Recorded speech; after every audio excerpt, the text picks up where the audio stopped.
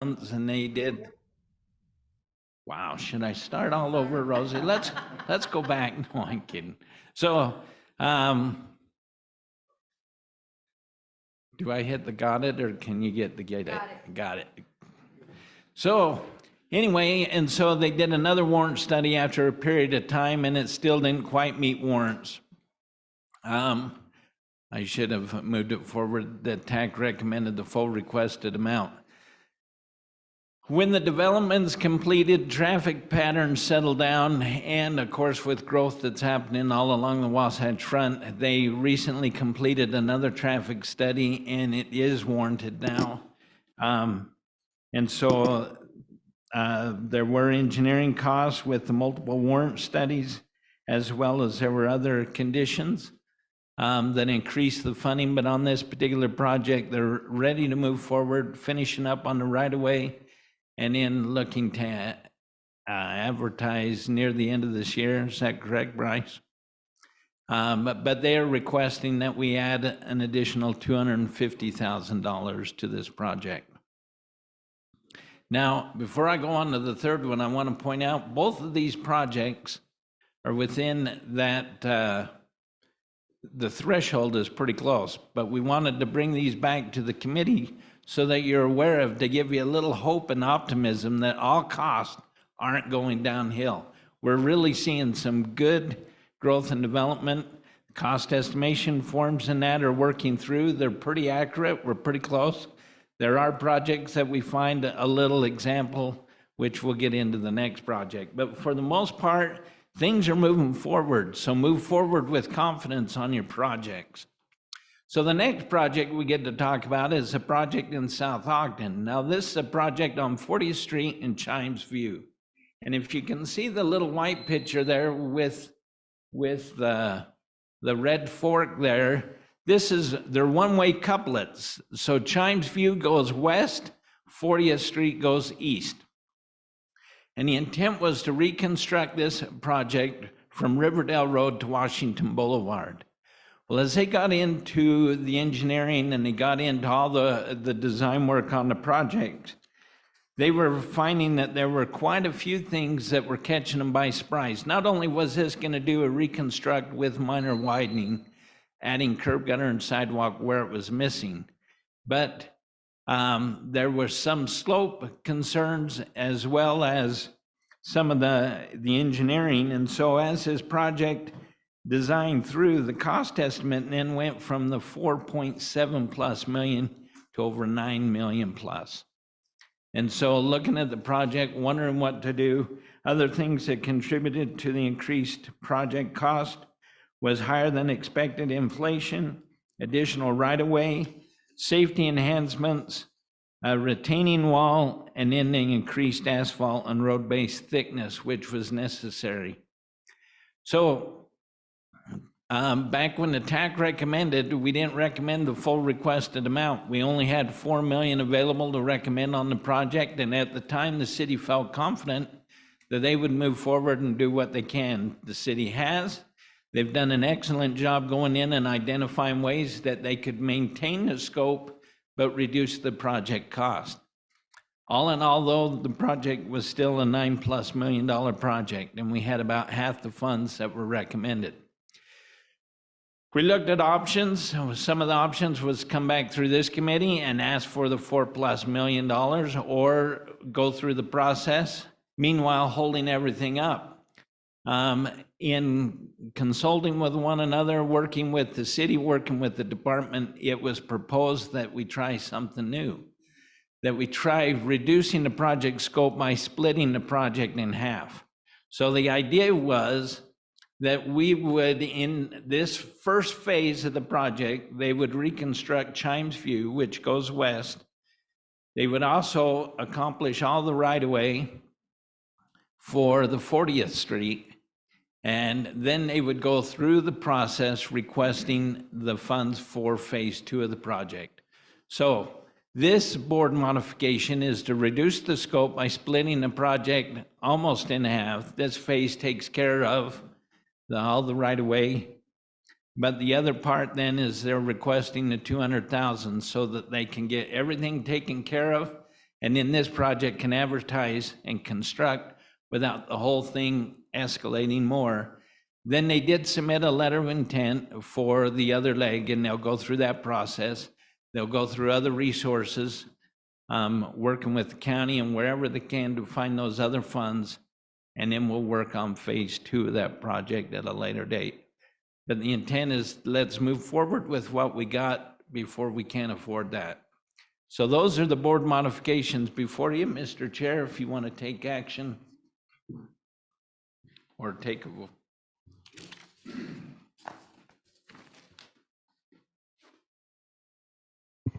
Okay, I guess we'll just do those one at a time. So first one on the list is the Woods Cross one, correct? Yeah, we can go all the way back. Should we go all the way back, or do you want to go? Does anybody care which one we start with? Okay, we'll start with Woods Cross. So we'll entertain a motion for that, for the recommendation to modify this project. Anybody brave enough to make a motion?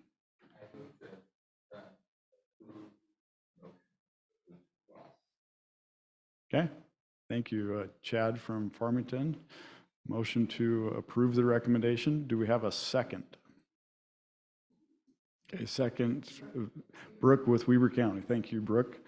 And motion and a second. All in favor, say aye. Aye. Are there any opposed? And online, are there any opposed? Please speak up. Okay, the motion is approved. Second one is the South Ogden project, as recommended by Ben to split the project, correct? I'm not hitting the button, but now I'm hitting the button. There's the recommendation. There it is. I don't know why it's keeping the title from the previous project. That was the thing that was messing me up. What's that? It's a big problem. Woods Cross has really increased now. Okay, so Ben, help me make sure I've got this right again. So the recommendation is to split the project, Correct. but also adding some funding? Adding The 200,000. Okay. Where's the money coming for all of these? Is it coming out of the? All three are STB projects. Thank you, Chad. I should have pointed that out. Yes. Oh, and just for those online, the question was, where is the funding coming from? And Ben, you want to give your answer online? Sorry about that. All three of these projects are requesting additional funds in the Surface Transportation Program, or the STP funds. And I think we do have a working microphone now for any other comments. Okay, if there are no other questions, we'll entertain a motion on this item. Okay, Brooke with Weber County, motion to approve the recommendation. Do we have a second? Second, and remind me your name and location. Mindy with Layton City. Thank you very much. We have a motion and a second. All in favor, say aye. Aye. Any opposed? And online, are there any opposed? Okay, thank you. The motion is approved. And then the last item is the Washington Terrace request for modification. Is this the correct one? This is South Ogden still? We're waiting for the button to work. Rosie, can you take it back to the first slide?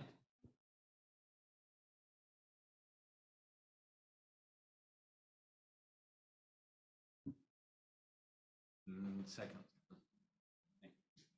And one more button. Perfect. There we go. Okay, so this item is a modification for the Washington Terrace project. The additional funding that is being requested is $215,000, correct? Okay, are there any questions? Okay, we'll entertain a motion for this recommendation. Brooke, thank you. Brooke with Weber County, a motion to approve the recommendation. Do we have a second? Chad with Farmington seconds that motion. All in favor, say aye. Aye. Any opposed? And online, are there any that are opposed? There is a question from Kip. Don't read that. Sorry. Okay, thanks, Kip. We won't read that. Okay, sounds like there are no opposed online either, so the motion is approved. So those 3 action items are done. Perfect. Thank you, everybody. I think I swiped your hand. Appreciate your good work. Really appreciate all the hard efforts that are put in to keep things moving along. So today then, what we have, I'll move from the mic here to hand these out, but we have the list of letters of intent.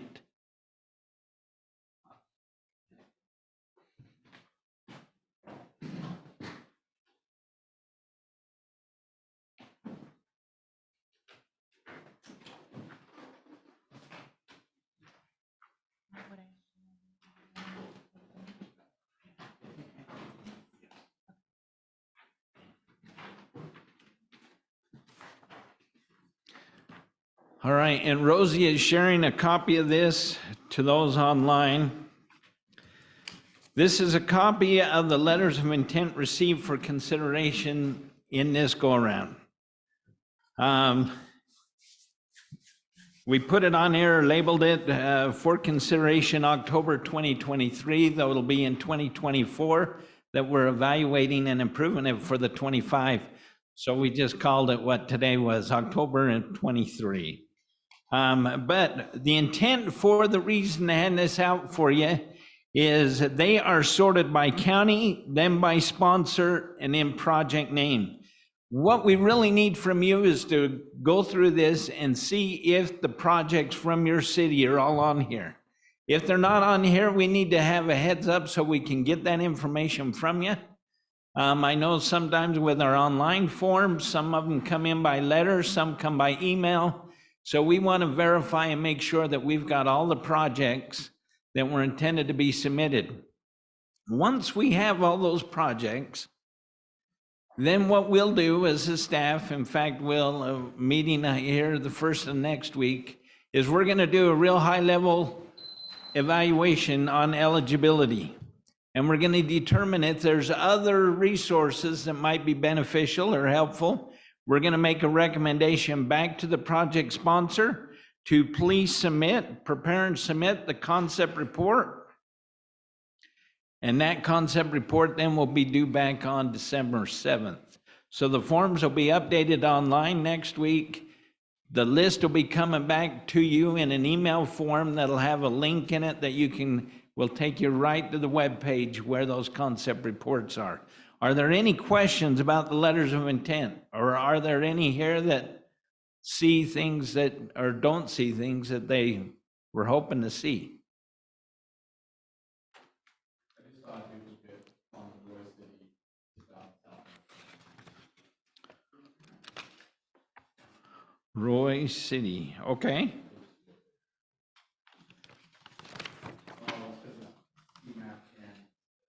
Oh. Thank you, Jory. Yeah, we divided it up on the selected programs. I guess I should have walked across all the columns. Do all the folks online have a copy? Did you get a copy? Can someone acknowledge? Yes. Great. Okay, so across the top of the column here, we have county, then the sponsor, the project name, the project location, a brief description, estimated cost, funds requested, the local match, and then the program that the project was requesting. That may change. There may be additional that we'll recommend as a staff, or a different one if it may perform better in a different program. Any questions with that? All right, any questions online?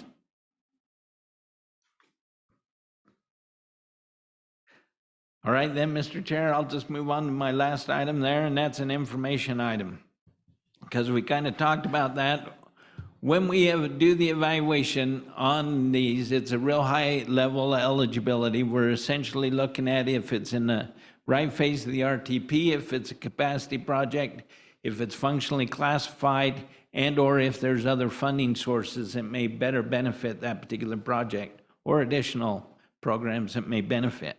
Once we get those, we'll send out requesting the concept reports. Concept reports will be due back December 7th.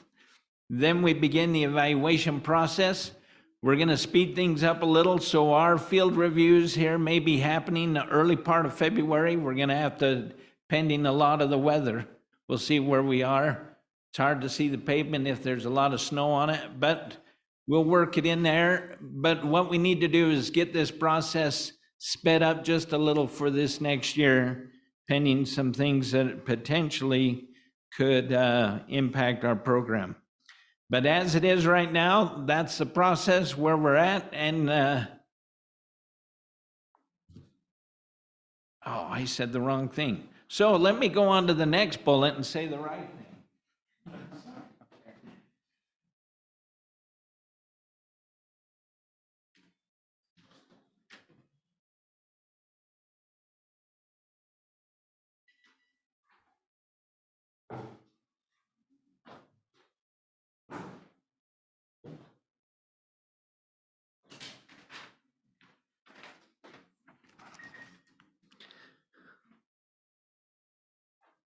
Sorry, a little confused, excited. The day's kind of been a little wild day. So just to give, so I'm doing some work on our house. Actually, we had to demo off the whole back end of our house, about the back 15 plus feet of our house, excavate out, put piers in the ground, and put the footings we've been working on forever.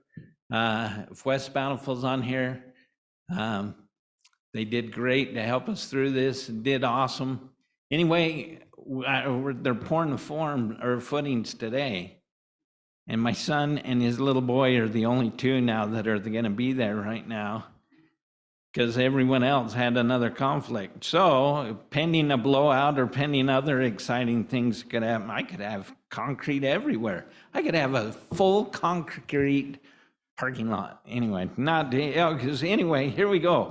So on the last bullet point here, not to distract us from this, but maybe it'll help explain why I'm a bit distracted. We've got the 2024 schedule for the Technical Advisory Committee meeting. You can see the dates that are being proposed for our meetings. January 17th, that's going to be a hybrid meeting. February 28th is a hybrid meeting. February 28th, if you'll recall, is a roadshow type meeting where we show a picture of every project, showing everybody so you're all familiar with what the projects are. March, we want to strongly encourage an in-person meeting. That's when this body will recommend the projects to move forward in each of the programs.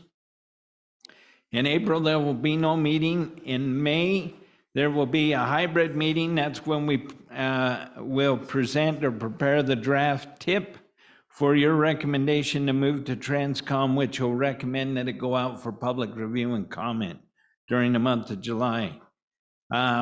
We have no meetings for the TAC in June or July.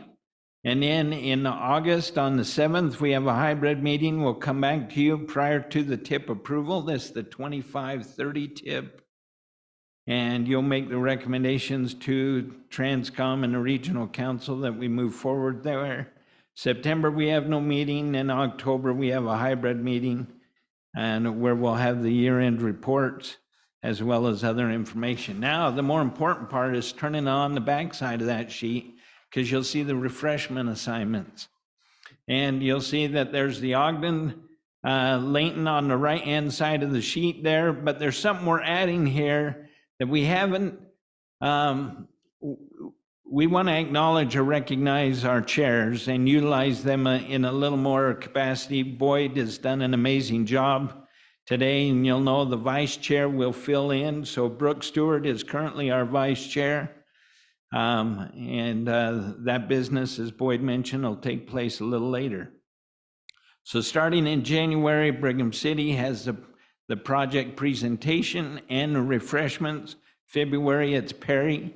In March, we'll take that responsibility, WFRC will, because that meeting is going to be focused on project discussion, and we don't want to have somebody trying to prepare a presentation and make it a little awkward or shorten the opportunities they have. Willard in May, Far West in August, and Harrisville in October. Then we've got staff numbers down there below if you need to contact any of us, making it a little easier. Above there's other issues that the TAC can discuss. If there's things that you think about or ideas that you might think, hey, that would be great to put out to the engineers or the cities, give them that information. Please make us aware of that, and we can add that to the agenda. Is there any questions on the schedule for 2024? Are there any known conflicts that you know of, any conferences or anything that might be happening? That's why January is moved to the middle of the month and not the end of the month, is because of some conferences that take place. Okay, Ben, I've got a question. please, What boy. about location? You want to Thank you. continue here or go someplace else? That was the next item of discussion, so perfect. No, you're good. So this year, we need the capacity or ability to have a hybrid setting like we've got here. West Point has done a stellar job. This is really nice. Prefer not being able to see myself that big, but that's showbiz. Anyway, this is, where would you like to have the TAC meetings? Do we want to continue here? Do we have another facility? Madam Chair, Vice Chair, soon to be Madam Chair, any direction or recommendations? Oh, we might want to have.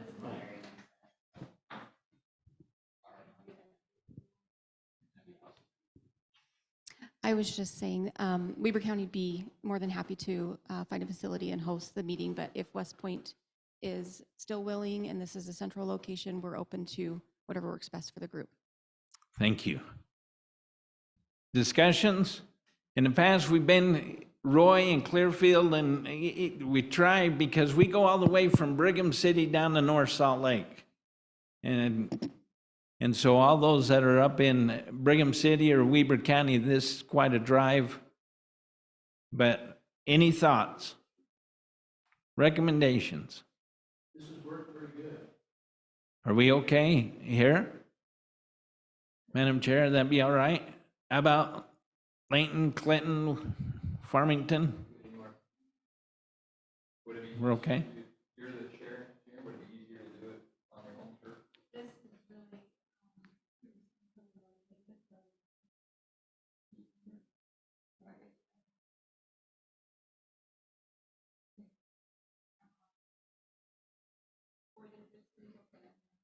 Yeah, it's open. Yeah, are you comfortable coming and setting up the meeting and everything? Yeah, it's still open. This is great. Okay. Thank you, Boyden. You'll be able to assist us there and still, okay. All right, then right now let's approve this as our tentative locations. That sound all right? Okay. All right, any other questions or recommendations or comments on our schedule? Yes, Ben. Please. Next March, I think we'd like to have turkey and mashed potatoes. Turkey and mashed potatoes, okay. Make a note of that. Rosie, do you have that disappearing ink? You can just write a note on that and we'll, Which city brings us next that month? in March, it's WFRC. Oh! Turkey and gravy, huh? Yeah. We can save leftovers from this later this month. Deal, we'll got it. We'll freeze dry it. Okay, anything else from the committee? You guys and gals are awesome. Thanks for all you do. That's all I Ben, have, Mr. We Chair. have one more slide if you want me to go ahead and bring it up. Oh, no, it's just one that they've seen a lot. There it is. You remember this one? Kind of shows where our schedule is. This, We could watch all the slides backwards, just like in elementary school, but Otherwise, we've got more exciting ones to talk. So that's all I have, Mr. Chair. Okay, thank you, Ben. We'll turn the time now to Michael Goldman with UTA to do the TDM annual report. Is Michael here or online? I'm online. Okay, thank you, Michael. Yeah, thank you everybody for letting me come and present here for a minute. Just sharing my screen, hopefully. All right, and it'll be pretty short and sweet. I am Michael Goldman. I represent UTA's rideshare department. Specifically, today I'm going to be talking about just the van pool program within the rideshare department. If you want to read through these slides, feel free to do that with the recording. I won't go through it all and read through it. I've shared the same slide every time. I did want to just show some core principles that we have in our rideshare department. It's kind of every decision we make, we try to put it through the filter of these three things. And one is, does the decision we make reduce single occupancy vehicles? Does it increase ridership? And are we being fiscally responsible with the finances that we've been asked to take care of? So that's kind of what we do.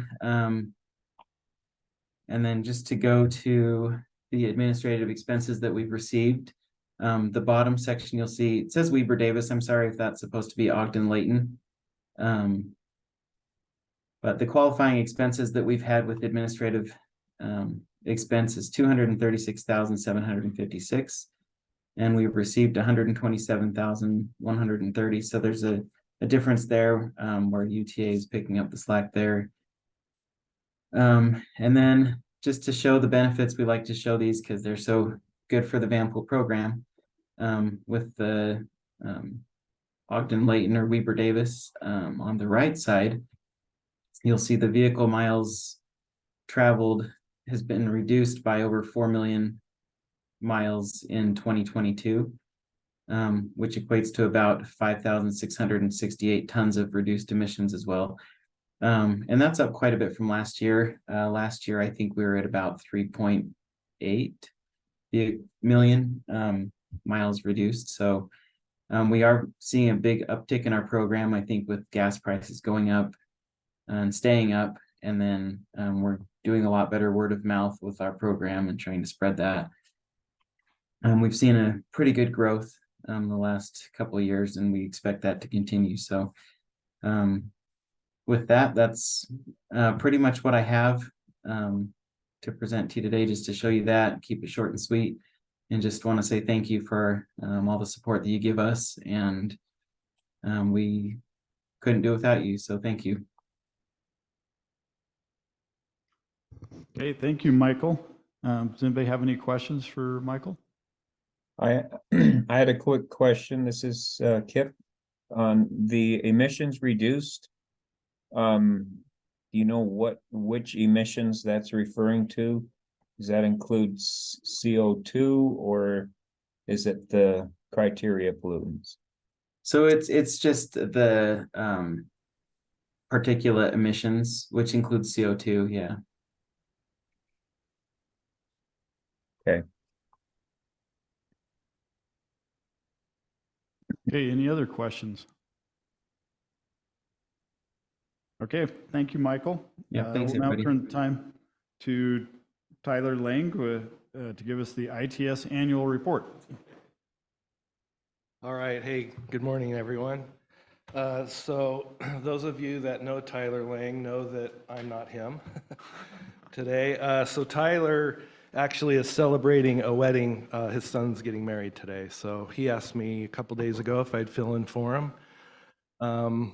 You might consider that drawing the short straw, but no, I'm happy to do that. So the ITS report for the last year. So a little bit about myself. My name's Brad Cameron. I've worked for UDOT 29 years this November, 22 of those years working in the ITS division as a project manager in pretty much every region within UDOT, currently in Region 2. So signals and ITS device growth. So here you'll see that statewide, from an ITS perspective, over the last 5 years, we've had pretty much consistent growth and installing our ITS devices and adding new signals. Let's see. These numbers are specifically for the large devices that we install. So the big signs, you know, the freeway monitoring systems, things like that. So it doesn't include our static signs with an electrical component, driver feedback, the wrong way driving systems that we're currently working on, things like that. So here in northern Utah, the growth, you'll see that in the last 5 years, we've had a couple of significant jumps in the amount of devices that we've installed. We believe that is directly related with the large projects that have been going up in this area of the state. So also these numbers, these devices might not necessarily be in the MPO boundary, but they're placed where they benefit the incoming traffic that is coming into the MPO boundary. So UDOT ITS projects. So most of you probably are aware, I think this has been an ongoing project over the last few years and presented in this meeting in the past. So UDOT has, well, yeah, the UDOT system, I should say, has a little over 1,700 cameras in the system statewide. Now that does include cameras that don't necessarily fall under UDOT's ownership, so they're a municipality-owned camera, but ultimately the idea is to bring them into the Utah traffic system itself, our ATMS network. So that's 1,700, it's about 1,730 cameras, include the city cameras. So we over the last 4 or 5 years now, we've been upgrading our cameras from the old analog technology that's basically doesn't exist in the camera industry anymore to this HP digital. And you can see here in this slide alone here, the difference in the clarity of the cameras themselves. It's pretty impressive to see live stream. So I'm happy to say that statewide, we are probably about 85% converted to digital. So we're almost done. More ongoing UDOT ITS projects. So I currently assigned to Region 2, and one of the things I do know about Region 2 is we're averaging about 5 new signals a year installed in that area of the state. I wasn't able to get the information for up in this part of the state what that number is, but I imagine it's probably close to the same. So one of the primary things that when these new signals go in is we have to make sure that we get some sort of communication to them so that it can be accessed from the Traffic Operations Center. We have a variety of ways to do that, primarily with the fiber optic cable is our first choice. And then a secondary choice would be some sort of wireless connection. And then after that, our last choice would be a dial-up modem type connection, which comes with recurring monthly fees and things like that. So that's why it's less desirable, but it is an option for us. And it's imperative that these new signals do get connected somehow. So as far as when we're working with the municipalities, you know, we encourage that, yes, that is an expense, is getting these things connected. So anyway. Probably telling you stuff you guys already all know. Apologize if I am.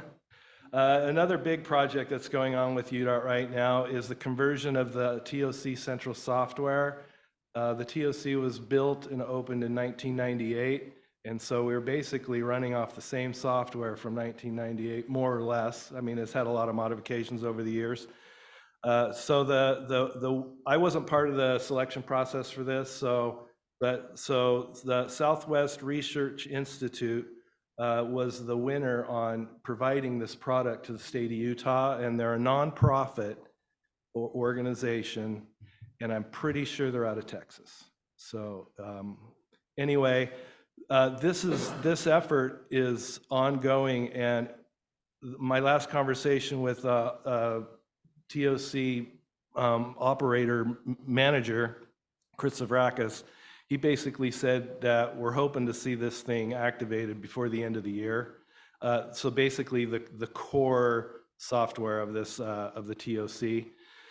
This picture here shows the video wall that's been recently upgraded in over the last 18 months or so. If you get to the TOC, you gotta go check this thing out. It's crazy.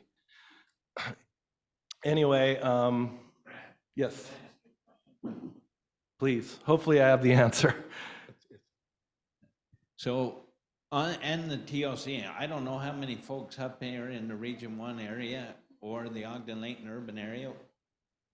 Would it be potentially possible to maybe set up a tour that maybe we take this group or go down? Certainly.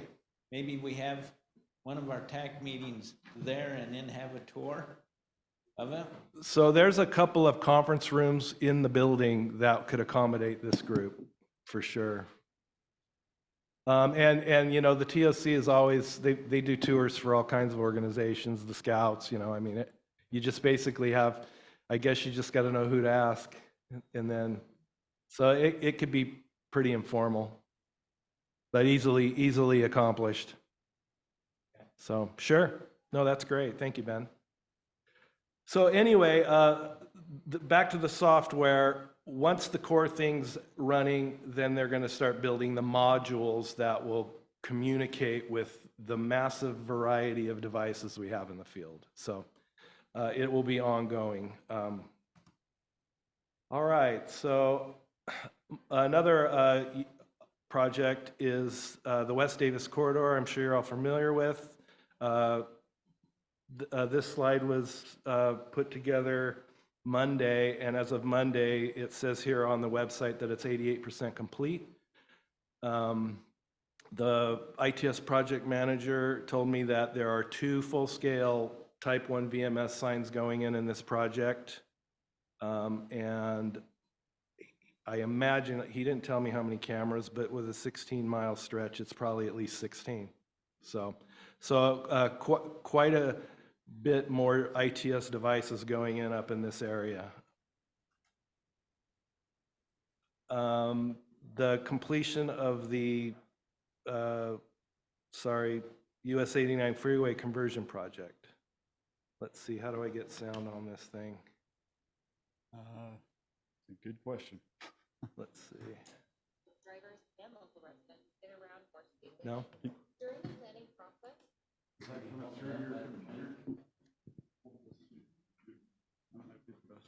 Let's see where.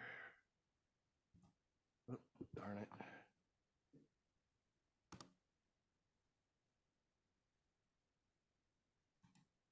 the Utah Department of Transportation's US 89 project in Davis County is the largest road project completed in the state in the last 10 years. It will help both drivers and local residents get around more safely and easily. During the planning process, This is the problem with West Point.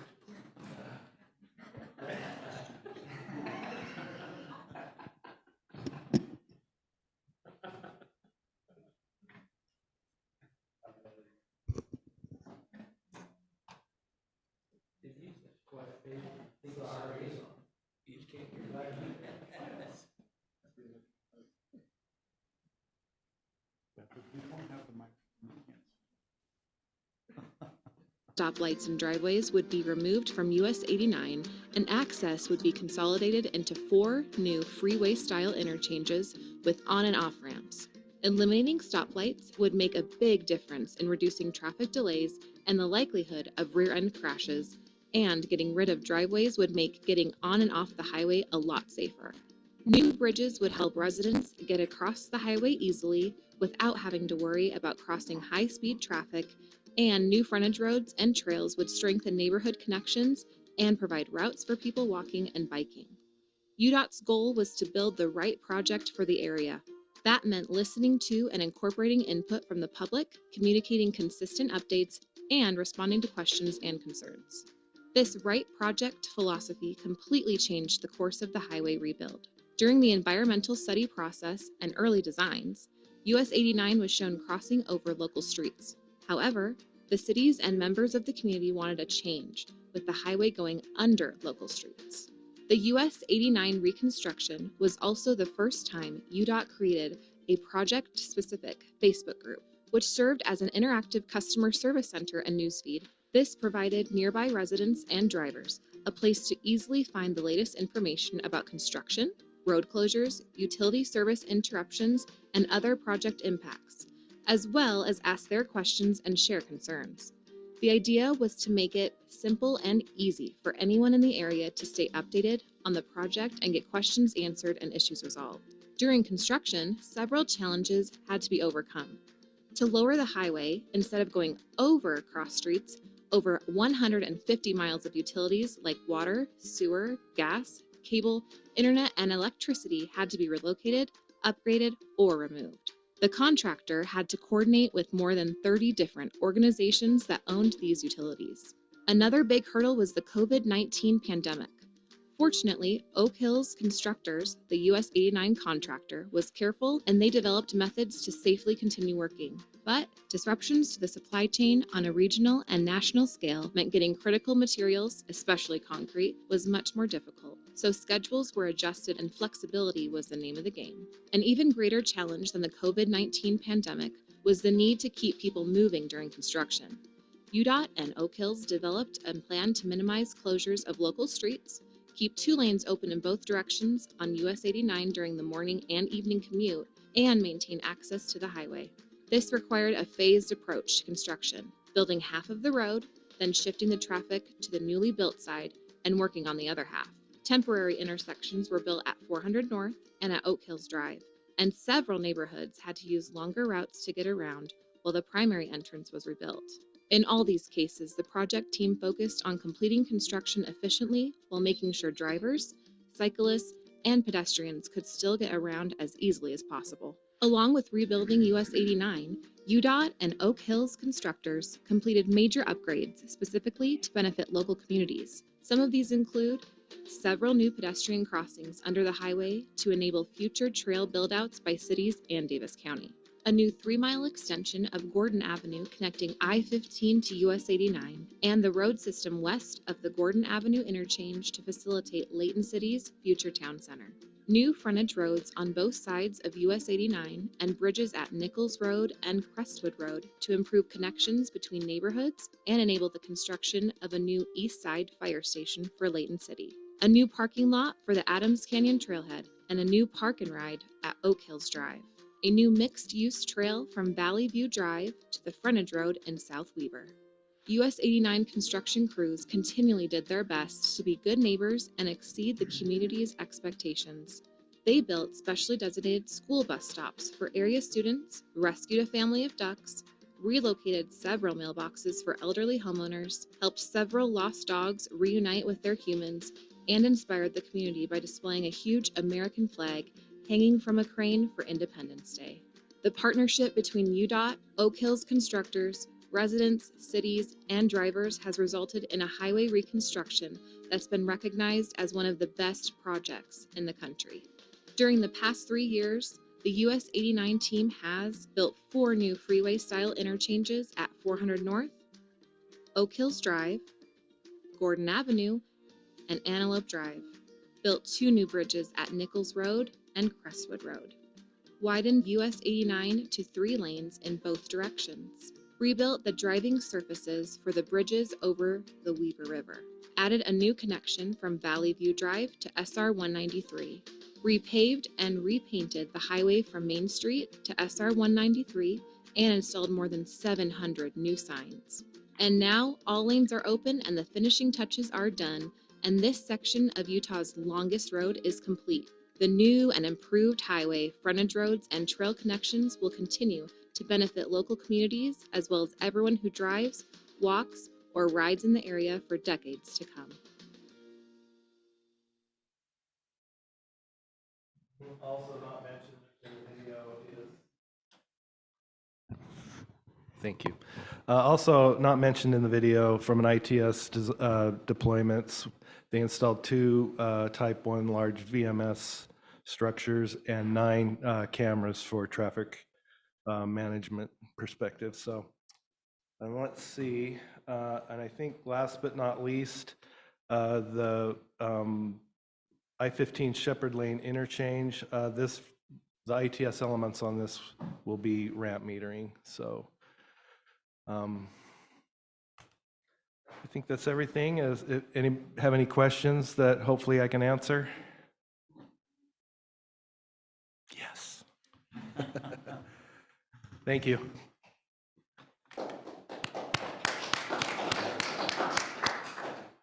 Brad, thank you. You covered very well for Tyler. That 89 project is pretty amazing. Next item is the Green Bike Annual Report by Isaiah Lozano. Isaiah, go ahead.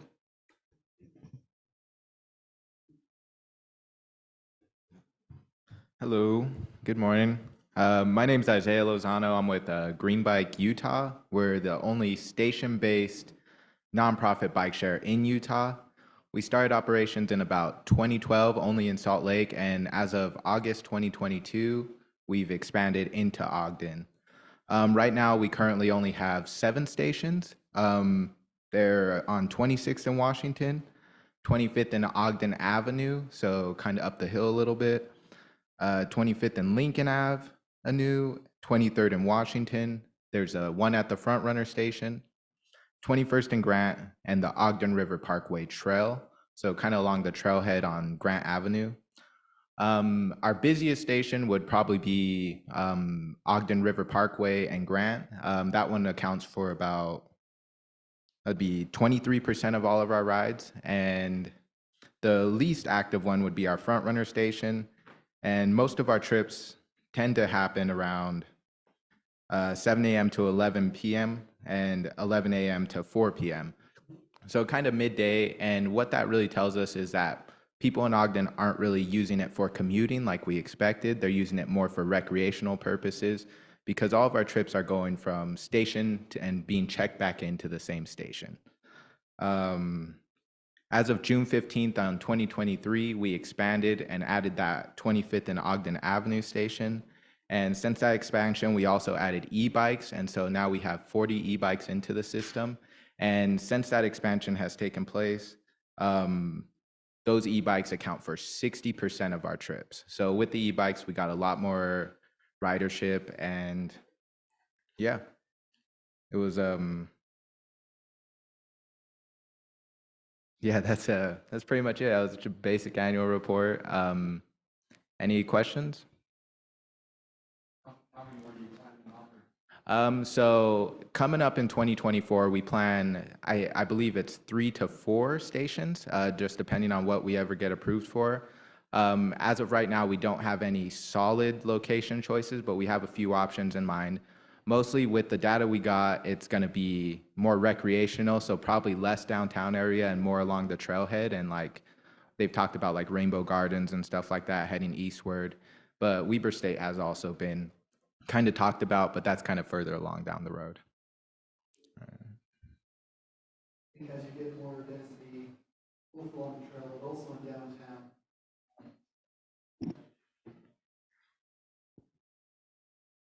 I think as you get more density along the trail, but then also in downtown, you'll probably start getting more for transportation uses. I was kind of surprised to hear that the Front Runner Station was one of the least used. Maybe Ogden City can look at connections bike-wise For sure. from that into the town, because it is a little bit of a barrier there with that big road right next to the station. Yeah, and that's something that's been talked about a lot. Is I know Weber State was a big one because that's kind of what a lot of people that transport with Front Runner would head to, and that's kind of a long gap. And with no stations being over there, it kind of keeps it just in downtown for the time being. Yeah, but that's pretty much all I got for you guys. Okay. All right, thank you. Isaiah, thank you very much. Appreciate that report.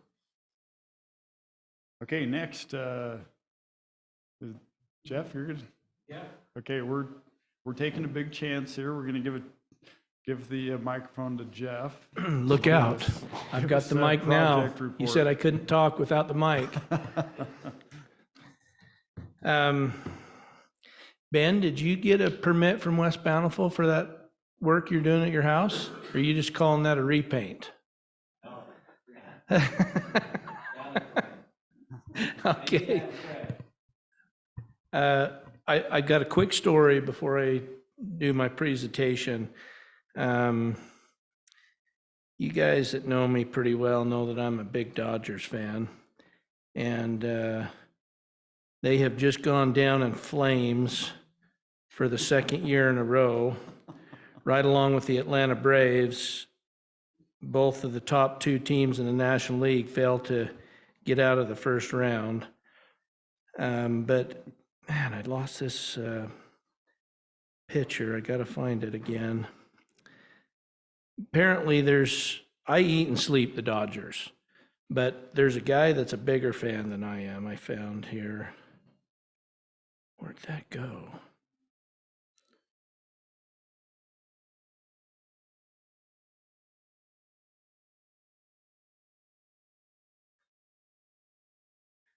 I'll have to just describe it to you. I lost the picture. Anyway, this guy posts a picture online with this casket, all painted up in Dodger blue with their logos and everything on it. And his caption says, I'm going to invite the Dodgers to be my pallbearers so they can let me down one last time.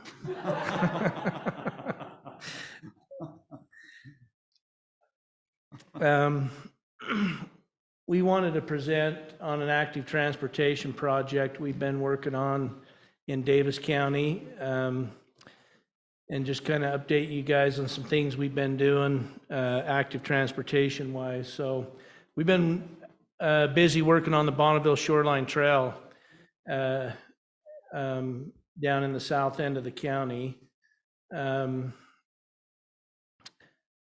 The Bonneville Shoreline Trail is a 280-mile trail system that will go from Nephi to the Idaho border. I don't know what percent of that is done, probably half of it. But in Davis County, we've been significantly behind our neighbors in both Weber County and Salt Lake County in terms of the construction that we've done.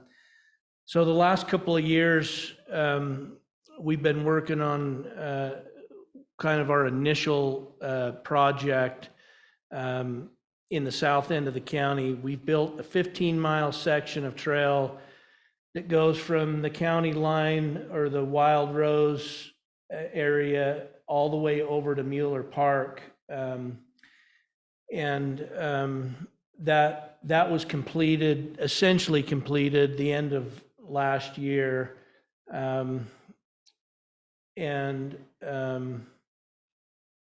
Whoops, let me go the right way. There's another picture of it. This section is largely higher up the mountain than we want to be for the Bonneville Shoreline Trail because, Bountiful is built up on the bench where the Bonneville level is. So this just kind of shows you that it's higher up on the mountain than the Bonneville level. This project's all on U.S. Forest Service property. So this is looking at the bridge in Mueller Park Canyon and is kind of the northern start of this project, and then it goes south from here. Our intent with this project is it's 55 miles in Davis County. 55 miles of the trail is going to be in Davis County. And our intent is to have a trail system that is at or below an 8% grade. It's usable to users of all abilities, and it's going to be professionally engineered and professionally built. And if any of you have been out on this trail system, you'll immediately recognize what a trail looks like that has been professionally designed and built. This is not something that was done by the Scouts. It's very nice, and we've had already a ton of users and compliments on it. And this is what we intend to continue forward across the county as we build and rebuild sections of the trail in Davis County.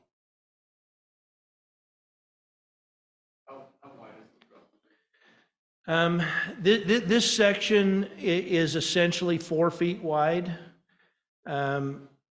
We build it at about 5 to 6 feet wide, but we intend to maintain about a 4 foot wide cross section.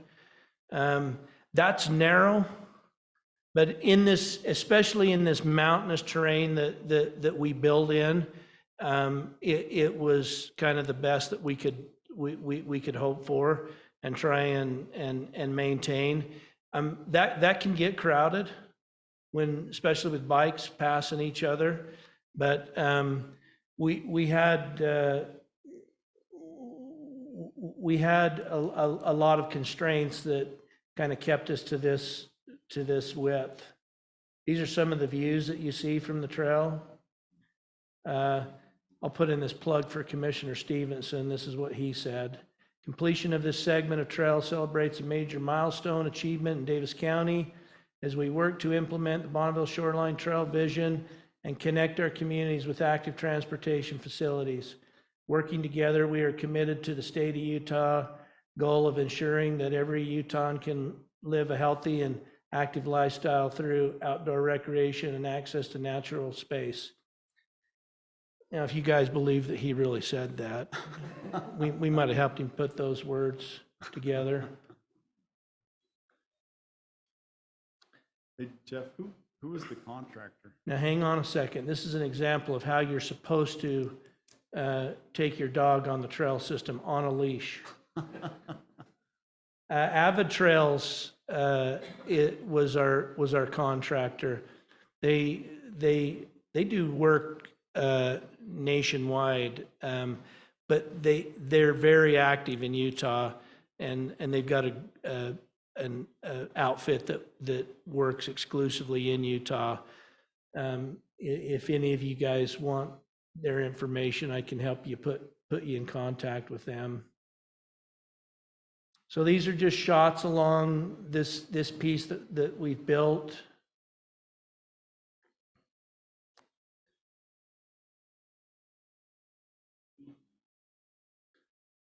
None of these videos are going, are they, Bartley? All these are little video clips, but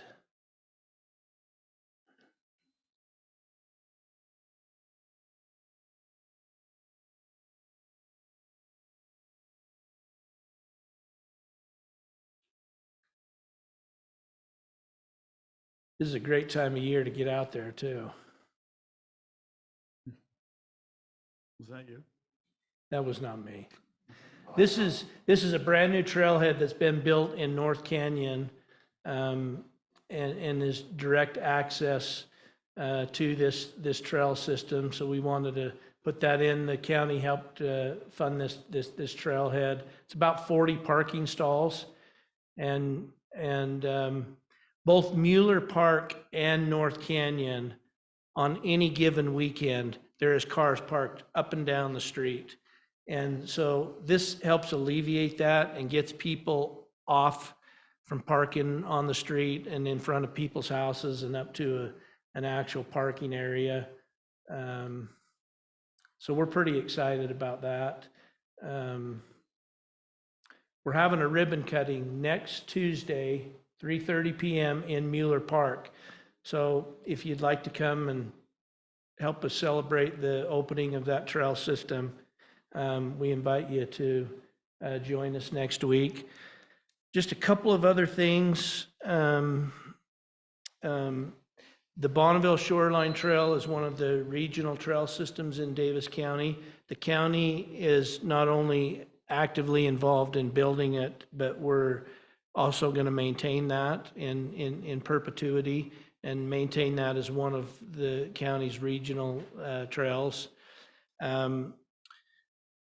that section of trail, we largely paid for with tourism dollars, but now moving forward, we're going to use our Prop 1 dollars to make these improvements to this trail and others.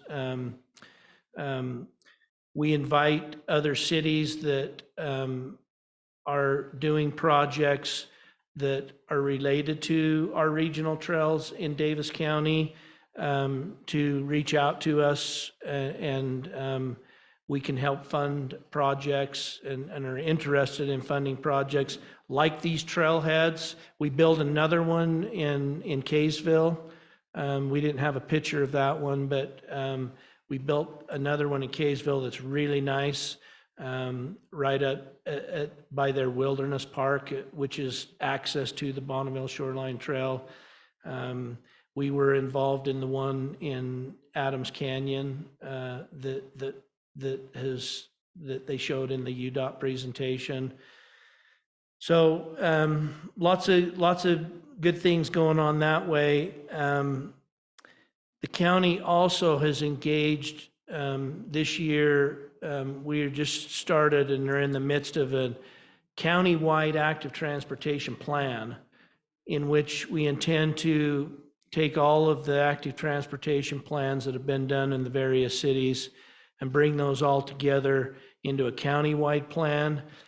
And with the goal being that we're going to try and identify the biggest projects that to implement this countywide plan and start to prioritize and put funding to projects that help implement a countywide regional trail system.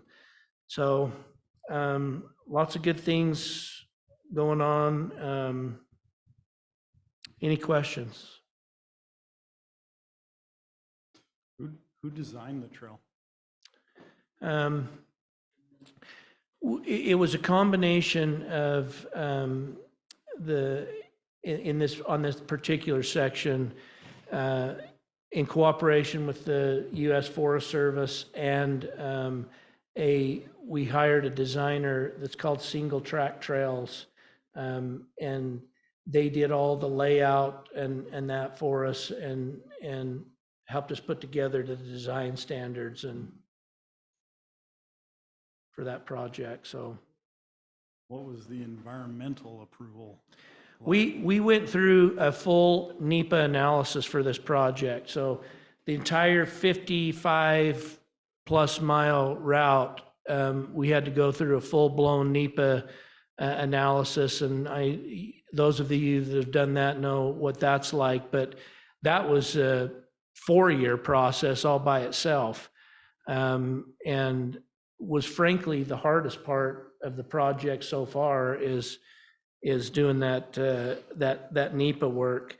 And one of the challenges with that is that you've got like a 50-foot corridor that, you know, the NEPA has done, and then you get out on the ground and figure out that, hey, I can't stay in this 50-foot corridor through this section. You know, we got to reroute this and whatever, and then it's jumping through hoops with the Forest Service to, you know, update things to make your reroutes and make sure you're not stepping on a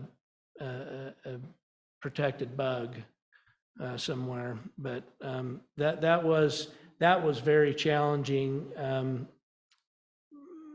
But it's something that has to be done if you're working on federal property. So any other questions? Okay, thank you.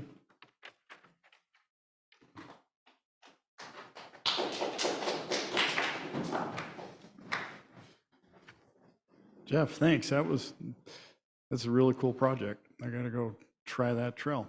And I was a little nervous giving Jeff the microphone, but he did okay. That was all right. Jeff used to work here in West Point, so I think he felt at home at this microphone. He's been here before. And I was his boss when he worked here, and he can't be controlled, just so you know. Appreciate your presentation. Now, Ben, I think we already covered item 7, right? The schedule, that's done. So we are on to a very important item here, the voting on a vice chair. And yeah, that's okay. We got that done early. So Brooke with Weber County will be the chair. Does she take over at the next meeting? I'm all done. All right, I made it. So Brooke will become the chair, and so we need to select a vice chair who will assist Brooke this coming year, and then 1 year later will become the chair. Anybody can be nominated. Anybody that's with one of the cities or the county. I think the way we've done this in the past is we take nominations and then we'll vote on those. Any other instructions, Ben, on how to do that? This year was Davis, Weaver, the year before was Box Elder, just to move it around across the and it's not a rule. No, I cannot be nominated. I'm sorry. And usually I think the way I got nominated, I was not at that meeting. And so if you're not here, if somebody's not here, you can still nominate them. I'm pretty sure Jeff did that to me. That should be a rule of thumb. That's the advantage of coming to this meeting, is that you nominate somebody that's not here. That's right. That's why we all showed up today. So with that said, so like Ben said, we want to mix that up a little bit. So you want somebody, did I understand that right? You want somebody from the south area and somebody from the north area? No, I mean just bouncing along. So if we had, like next year while we were. Oh, and sorry, take the microphone if you would. So maybe as a rule of thumb, is this working? You can't hear yourself well, but it's working online. Okay. As a basic rule of thumb, it's not dictated in that, but we've tried to bounce back between the counties. So a year ago, back when Bryce, when you were vice chair, the chair was from Brigham City. And then this year, Davis County, next year's Weber County. So we might want to consider someone in Weber County or in Box Elder County to roll it around again, or, yeah, anyway, doesn't matter. Morgan's not part of the urban area, part of the TAC, but Morgan is always invited to come. This is being recorded, right? Morgan is always welcome to come. By the way, did I tell you how awesome West Bountiful City was and my permit and stuff?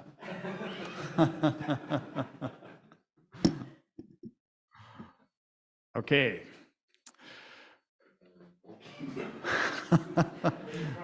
You better go home and get your project finished. Okay, with those instructions, we will take some nominations. Is there anyone that would like to nominate someone for the vice chair position?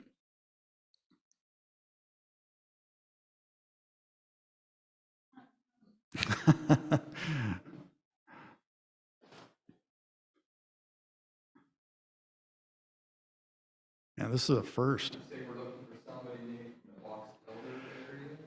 Sounds like maybe that would work. Box Elder or Davis, just so we're bouncing back and forth, but it doesn't have to.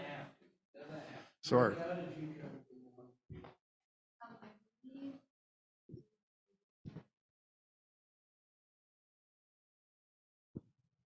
I believe they were seeking someone from the Weber County area, and I cannot remember who nominated me, but I was online, so we can still look at who is online today and see. Everyone's got their cameras turned off.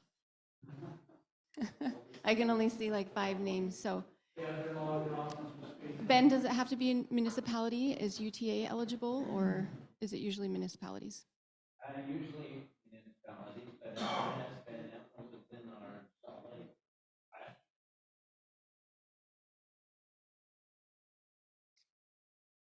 Is there anybody from Box Elder or Brigham area here today that would be interested?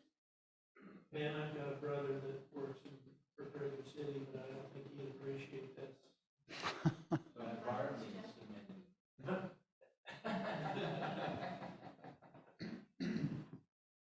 And feel free to nominate yourself as well. Did you just nominate yourself?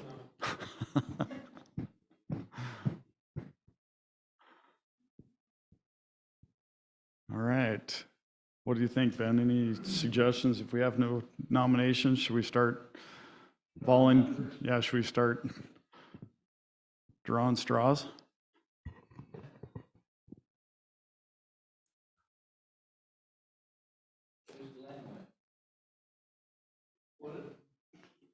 I saw a lot of Kit Billings on that street today. He eligible? No. All right, Kit.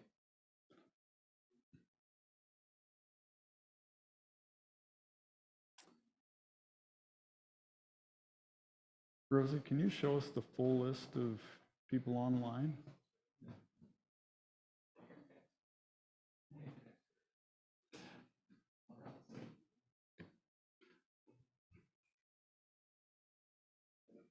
Okay, so it's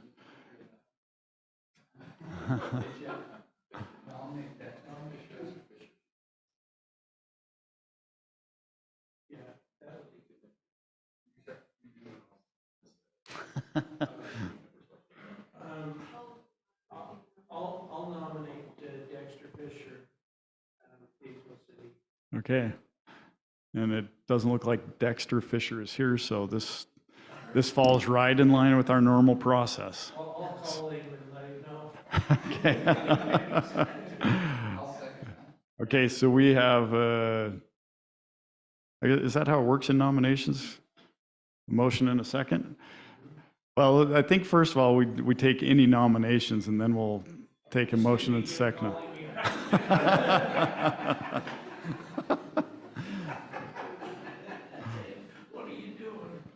So we have a nomination for Dexter Fisher with Kaysville City, is that correct? Okay, are there any other nominations? Kip nominated Bartley Matthews. Okay, Bartley Matthews with Davis County. An excellent choice. Bartley, raise your hand. Everybody knows Bartley, right here on the front row. Very well connected. We like Bartley. So we have 2 nominations. And if I remember the Robert's Rules of Order, we have to ask 3 more times for nominations. Are there any other nominations? Are there any other nominations? And last time, are there any other nominations? Okay, I don't even know if I'm doing this right, but nominations are now closed. Okay, so we have 2 nominations, Bartley Matthews with Davis County and Dexter Fisher, is that correct, with Kaysville City.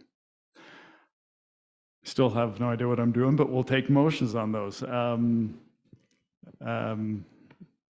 that the best way to do that?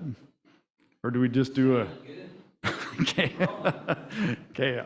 I'll take a motion for, if anybody would like to make a motion on either of those nominations to approve it. Well played, Bartley. Okay, we have a motion to approve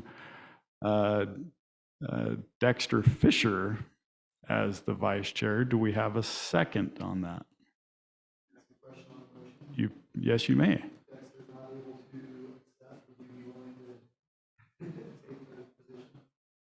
I can do that, but you better accept.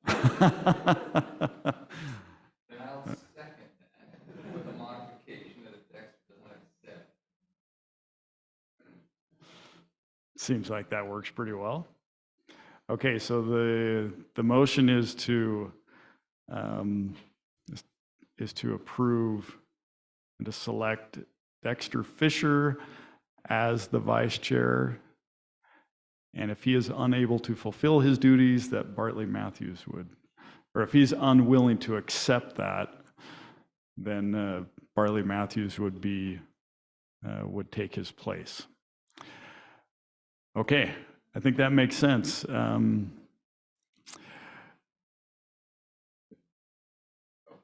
What? Yeah, I was about to say we had 2 nominations, but let's just go with it. Okay, all in favor of that motion, say aye. Aye. And any opposed? Okay, and online, are there any opposed? Okay, it sounds like Dexter Fisher is the vice chair, unless he doesn't accept that. And then it's Bartley. Okay, we won't give him the option. Well, so Brooke, congratulations on being the chair, and get in touch with Dexter. Well, who should reach out to Dexter? Sounds like Ben will. Okay, excellent.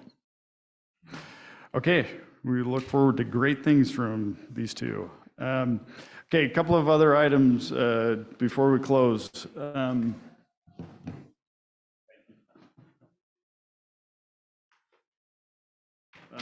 Ben asked me to make you aware of the dates and locations for the Wasatch Choice workshops.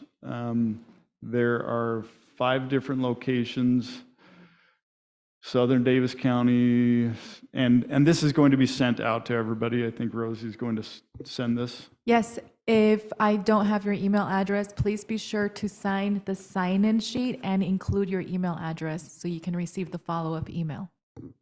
Okay.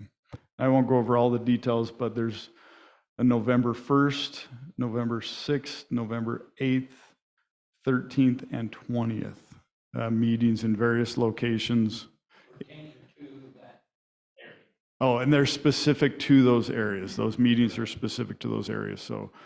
So when you get this, please participate in your area, the meeting in your area. Anything else to say on that? Okay. And then one last item, I think Kip Billings has some item he wants to cover. Kip, go ahead. Yeah, I was just going to give a very brief update on our comprehensive safety action plan.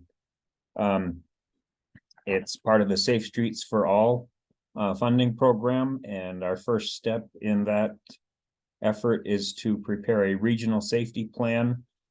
We are looking at that plan to cover the Brigham City area, Weber, Davis, and Salt Lake counties, as well as Tooele and Morgan County. So it's a fairly large area. We've divided that area into 11 what we call geographic focus areas, and we just completed a series of 2-hour meetings in those focus areas in the Weber and Davis County areas. So our consultant, Kimley Horn, has gone through the last 5 years of crash data and analyzed that and broken it down for each focus area. So we're sharing that information with your communities, and we'll next be looking at strategies that apply to the needs that have been identified, and we'll be coming back to those 11 focus areas in February. So if you want to keep up with what's being developed with that study, the project website is wfrcsafetyplan.org. I'll drop that into the chat if Rosie doesn't get to it before I do, but we'll have that in a minute. So keep an eye on that. There will be funding opportunities for your communities starting in the spring. We'll have at least the draft results available for you, so you can use that safety plan to then apply for safety improvements in your community. That won't be a WFRC operated funding program that will be directly between your community and federal highways. Any questions on our Safe Streets for All?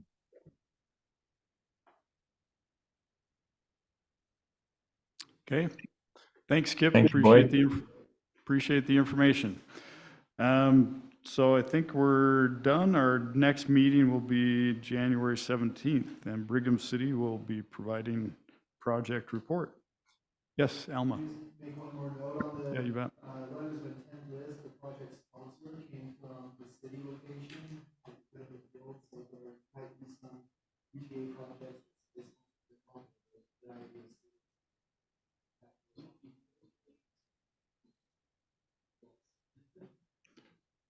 Okay. I'll repeat that for those online. Alma with UTA just mentioned that on the list of letters of intent, some of the UTA projects show the municipality as where the project is located. It'll show the city, but those are actually UTA projects, just to avoid it. Okay, so for example, Ogden City was not the sponsor of the Ogden bus. What was it? The Ogden bus garage. So, no, sorry, I should have thrown you the microphone. Okay, is there any other questions or any business that needs to be brought up? Okay, thank you very much. Please take a donut on your way out. So Bartley doesn't have to eat them all. Okay, thank you.